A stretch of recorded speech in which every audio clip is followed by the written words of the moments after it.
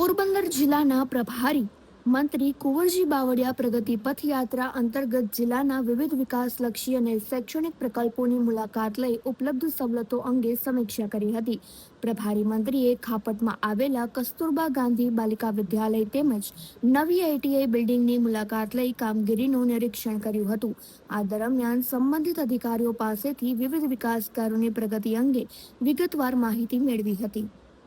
પોરબંદર જિલ્લામાં આજે વહેલી સવારથી માનનીય પ્રધાનમંત્રી શ્રીના સુશાસનના 12 વર્ષ પૂર્ણ થતાં જે રીતે આખા રાષ્ટ્રમાં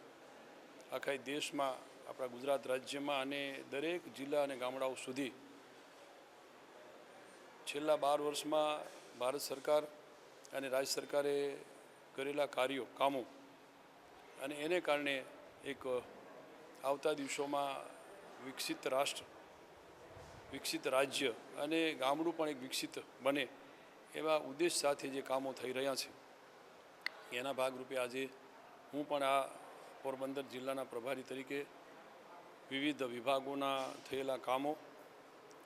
અને ભારત સરકારના છેલ્લા 12 વર્ષની જે યોજનાઓ, વિકાસની યોજનાઓ, એમાં જન કલ્યાણકારી યોજનાઓ જે લોકો સુધી પહોંચે અને કેટલીક યોજનાઓ લોકો સુધી એનો લાભ લઈ શક્યા છે એ બધા ઉદ્દેશો સાથે વિવિધ કાર્યક્રમોનું અહીંયા આયોજન થયું હતું. એના ભાગરૂપે આ પ્રગતિ પથ યાત્રા જે પોરબંદર જિલ્લામાં પણ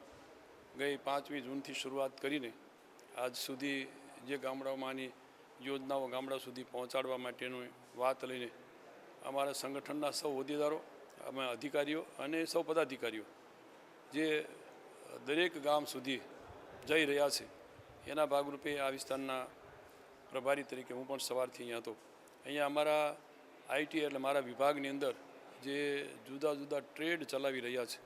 છે એ ટ્રેડના માધ્યમથી આ વિસ્તારના યુવાનોને આઈટીઆઈના કોર્સ કર્યા પછી જે ભવિષ્ય બને એના માટેની ક્યાંક ઇન્ડસ્ટ્રીઓ સાથે, ક્યાંક વિવિધ નાના મોટા પોતે પગભર થઈ શકે એવી રોજગારી પણ ઊભી કરી શકે એના ભાગરૂપે માર્ગદર્શન મળી રહે એવા ઉદ્દેશ્યથી આજે મેં પણ મારા વિભાગના આઈટીઆઈની પોરબંદર ખાતે મુલાકાત લીધી. વિદ્યાર્થીઓ સાથેની મુલાકાત થઈ, એમની પાસેના જે કંઈ એમની આવડત, કૌશલ્ય એને ભવિષ્યમાં ક્યાં ક્યાંને જોબ મળે એ અંગેની વાર્તાલાપ પણ કર્યો અને એના ભાગરૂપે હું અહીંયા પોરબંદર આઈટીઆઈની મુલાકાત લીધી.